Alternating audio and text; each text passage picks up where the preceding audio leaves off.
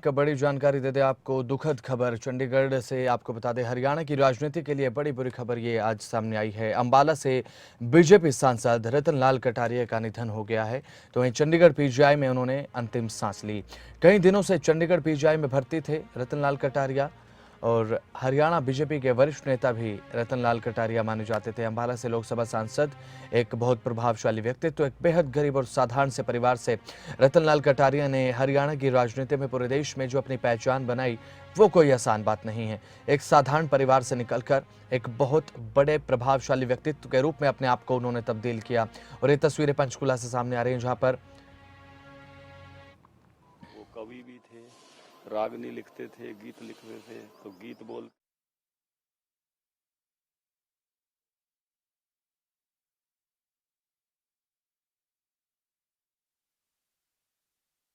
वैसी बातें करते हैं, लेकिन मुझे याद है कि वो अमेरिका गए थे। $2000 उनको मिले थे अमेरिका जाने के लिए, जब अटल जी के समय में सांसद थे। तो वो सारे पैसे बचा लाए। घर में शादी होने वाली थी बहन की, वहाँ कोई पैसे खर्च नहीं किए। मतलब बहुत छोटी छोटी चीज़ें कैसे संभालते हुए जीवन को आगे बढ़ाते हैं लोग। एक एक कभी उनको किसी ज्ञान का अहंकार नहीं रहा कि मुझे ही ज़्यादा पता है, क्योंकि हम उनके साथ काम करते थे, कहते थे आप सब बताइए। और कभी कोई उनके सामने अहंकारपूर्ण व्यवहार भी करता था तो बहुत ही छोटे हो जाते थे कि मैं तो तुम्हारा साथी हूँ, तुम्हारा साझी हूँ, मिलकर काम करते हैं, आओ। तो वो एक ऐसी गजब की शख्सियत कटारिया जी, और हर आदमी पर उन्होंने, चाहे अटल जी हों चाहे मोदी जी हों, सब पर अपनी छाप छोड़ी है, सब पर छाप छोड़ी है। यानी हम देखते थे कि अटल जी प्रधानमंत्री थे तब भी वो संसद में थे और बहुत निकट वो महसूस करते थे। और अभी मोदी जी भी कोई भी पार्लियामेंट्री बोर्ड की, इसकी संसदीय दल की कोई भी बैठक, पार्लियामेंट्री पार्टी की बैठक हो तो बहुत वर्षों तक तो ये था कटारिया जी आप नहीं बोले तो बैठक पूरी नहीं हुई है, या कई बार कहते आप शुरू करिए। वैसे सभी दोनों प्रधानमंत्रियों के बहुत निकट रहे, पार्टी के सब नेताओं के बहुत निकट रहे, बहुत अध्यक्ष रहे, हरियाणा बीजेपी के अनुसूचित जाति मोर्चा के राष्ट्रीय लेवल पर जनरल सेक्रेटरी रहे। ऐसे अनेक पदों पर उन्होंने काम किया और हर पद पर अपनी एक विशेष छवि, विशेष पहचान उन्होंने अपनी बनाई। मुझे याद है कि यहाँ एक बैठक हो रही थी रेड मिशन में, जिसमें मोदी जी थे,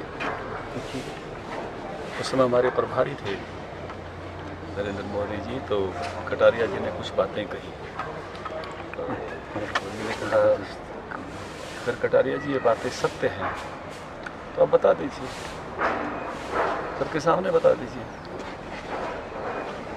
थोड़ा एक बार वातावरण पूरा ऐसा हो गया कि कटारिया जी अब क्या कहेंगे, उन्होंने संकेतों में कुछ बातें कही थी। तो कटारिया जी कहा कि मोदी जी सारे सत्य नहीं बताए जा सकते, आप किसी की शादी में गए हुए हो तो वहाँ राम नाम सत्य नहीं बोल सकते, इसलिए यहाँ मैं ये सत्य नहीं। बहुत ही कुशलता के साथ अपनी बात रखने का भी उनमें जो है कौशल्य था, और आखिरी समय तक वो बड़े लाइव जिंदा दिल इंसान, हमेशा मस्त रहना। गाते इतना अच्छे थे कि पड़ोसी समझते थे कि इनका स्टीरियो बज रहा है। उनका स्वर बहुत अच्छा था, बहुत ही अच्छा गाते थे, और इतने हंसमुख, जैसे मैंने कहा कि कोई भी हरियाणा का मुख्यमंत्री रहा हो और कटारिया साहब मिलने गए हैं, उसने ये जरूर कहा कि कटारिया जी एक दो चुटकुले तो बता दो। यानी सबके जीवन में खुशी का, हंसी का रंग भर देते थे। इसलिए मैंने आज उनके लिए यही कहा है कि वो हंसते हंसते हम सबको रुला गए। ठीक है। तो अंतिम दर्शनों के लिए अब पंचकुला में सभी जो नेता राजनेता है वो पहुंच रहे हैं। एक दुखद खबर आज हरियाणा की राजनीति के लिए कि सांसद रतन लाल कटारिया अब नहीं रहे। उनका दुखद निधन जो है वो चंडीगढ़ पीजीआई में हुआ। उसके बाद उनका पार्थिव शरीर जो है वो पंचकुला लाया गया है और वहां पर सभी अंतिम दर्शन, एक अंतिम श्रद्धांजलि, एक अंतिम दर्शन के लिए वहां पर पहुंच रहे हैं। अब बीजेपी के लोकसभा सांसद अंबाला सीट से रतन लाल कटारिया वो नहीं रहे और एक बहुत ही प्रभावशाली व्यक्तित्व रहा। जैसा कि आपने सुना कि बीजेपी प्रदेश अध्यक्ष ओम प्रकाश धनखड़ भी कहते नजर आए कि बहुत ही साधारण परिवार से थे, एक हंसमुख चेहरा हरियाणा की राजनीति के लिए माने जाते थे और एक बहुत प्रभावशाली व्यक्तित्व, एक ऐसी शख्सियत जो किसी परिचय की मोहताज नहीं थी। आज वो हमारे बीच में नहीं। और हमारे साथ सांसद अरविंद शर्मा फोनलाइन पर जुड़ चुके हैं। अरविंद जी, एक बहुत बड़ी अपूर्णीय क्षति आज हरियाणा की राजनीति के लिए, किस तरीके से इस क्षति को आप देखते हैं? देखिए, रतन लाल कटारिया जी का मैं कहूँगा अचानक ही निधन है। बेशक से वो कुछ समय के लिए हॉस्पिटल में एडमिट रहे, हाँ जी, लेकिन अभी जो हमारी आखिरी मुलाकात थी बहुत ही हंसमुख और पुराने किस्सों को लेकर के, पुराने अपने किस्सों को लेकर के बहुत मजाकिया किस्म के थे और हेल्दी थे बिल्कुल और बहुत अच्छी बातें रखते थे और पुराने राजनेता, पुराने समाज सेवक और दलितों के साथ साथ और भी जो दबा समाज है, जो थोड़ा सा डाउन ट्रोडन समाज है, उसके बहुत बड़े नेता थे और उनकी क्षति से बहुत ही जो है, उनकी जाने से बहुत बड़ी ये समाज के लिए बहुत बड़ी कमी रहेगी।